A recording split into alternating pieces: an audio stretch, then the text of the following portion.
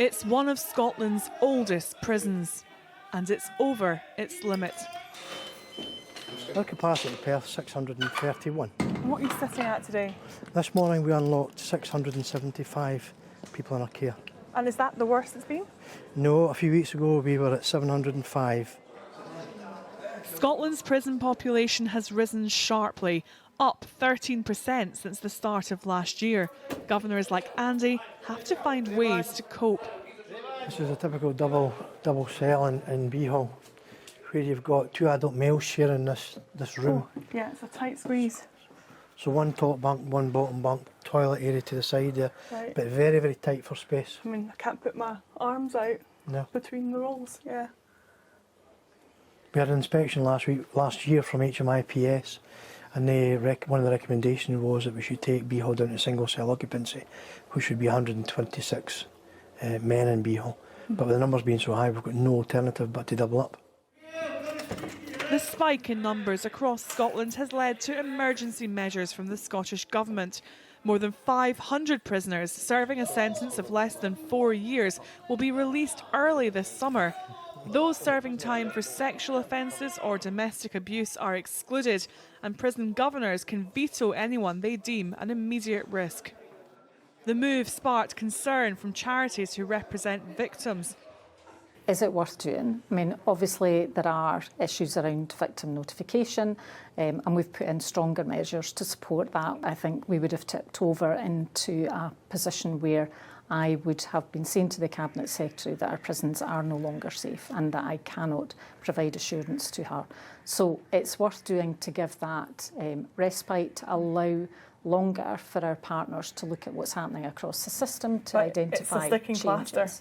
But in the longer term, it won't prevent us achieving those similar numbers again. There are huge pressures across the public sector just now, which I completely understand. However, prison cannot be the only solution. The problem is UK-wide, and the new Labour government is under pressure to lay out its plans to ease overcrowding in prisons in England and Wales. The Scottish Government's looking at returning to a system where long-term prisoners could be released after serving 2/3 of their time. The average length of sentences, particularly long-term sentences, are increasing. Therefore, the time is now right to reconsider those release arrangements for long-term prisoners to ensure that we can reintegrate and rehabilitate people back to their community. There are plans for new prisons in Glasgow and in the Highlands, but some say the solutions lie outside their walls. It's decisions around prosecution, it's sentencing and remand decisions by courts. We have prosecutions who are routinely opposing bail and sheriffs who are routinely approving that. And that is for cases where people are being imprisoned for shoplifting. It would be great if there's a wider message in the UK that we can shift sentencing in a way that looks more effective and gets people back into communities, gets them supervised in communities and able to access resources in communities that actually will help them. Obviously, they're trying to get stuff over the wall, so the slingshots or the fishing hooks or that. From drug use to mental health, prison staff deal daily with a range of demands here. Scotland locks up more people per head than most of Europe, and the pressure is building. Now, as Catherine said in her report, problems in prisons aren't confined to Scotland. There have been a succession of damning inspection reports into the state of prisons across England and Wales too. Just today, inspectors said conditions inside Harmondsworth Detention Centre, the largest of its kind in Europe, were among the worst they'd ever seen, with descriptions of widespread, unchallenged drug use, high levels of violence and frequent suicide attempts. Sir Keir Starmer has already said that the prisons crisis is one of the biggest issues facing his new government.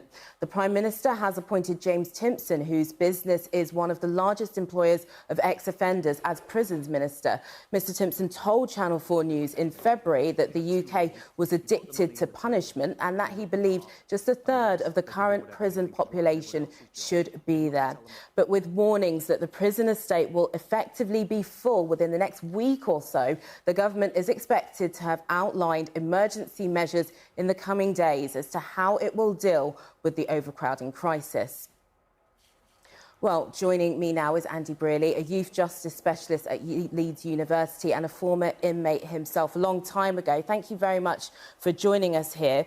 We saw inside the Scotland prison, we've got a raft of reports saying that these conditions are absolutely atrocious. Are you surprised or shocked by anything that you've heard recently? Not really, because this has been something that's been building over a period of time. And I think we're sending people to prison for longer and sending more people to prison. And at the same time, we've had austerity measures which have taken resources away from the prison system itself. So I think this has been something that's been long-standing, and I think the Prime Minister's in a bit of a tricky situation to take on the prison sector as a newly appointed Prime Minister.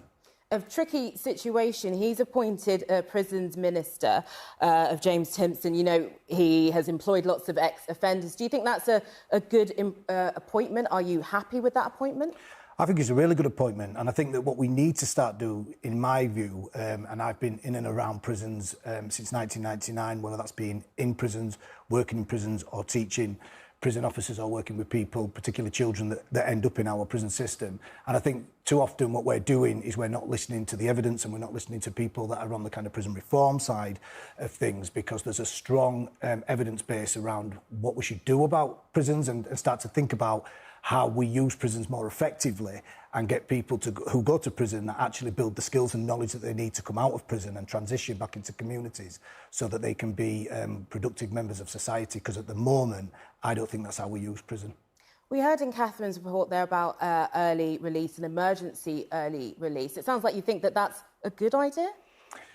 Well, that's a tricky question, because everybody who's in prison, they're often there for different reasons and present different risks. As a youth justice officer, my job was to assess risk and to manage risk. So people present different levels of risk. So I don't know whether it's a good or a bad idea wholesale, but I don't think the length of time in prison, from my perspective, is the biggest indicator of whether somebody's going to change their behaviour. I think that if you think someone like me, for example, who was dysfunctional, I learned to get rid of my bad habits by learning good habits, and I've had a successful career since. So I would suggest that if people want to see people follow my footsteps, I would suggest we think about how we develop the skills and knowledge of people while they're in prison, and more importantly, when they transition out of prison back into the communities, because we pay for prison, so we should be demanding more effective prison sentences, in my view. But what about the victim's perspective? From their perspective, they want to see fair justice, and someone being let out early, as they see it, won't be seen as fair in their eyes. Yes, and I think that's one of my biggest learning when I went into practice, because I went in being an ex-prisoner and thought I can help all these youth that were getting involved in crime. But then when I took a different vantage point and was working, I had to incorporate the victims into pre-sentence reports. But I don't think we should hide away from the fact that actually victims benefit, because if we can reduce reoffending, we reduce potential victims in the future, and that has to come from breaking those bad habits by providing better, more functional habits. Andy Brearley, thank you very much indeed for coming in. Great to speak to you.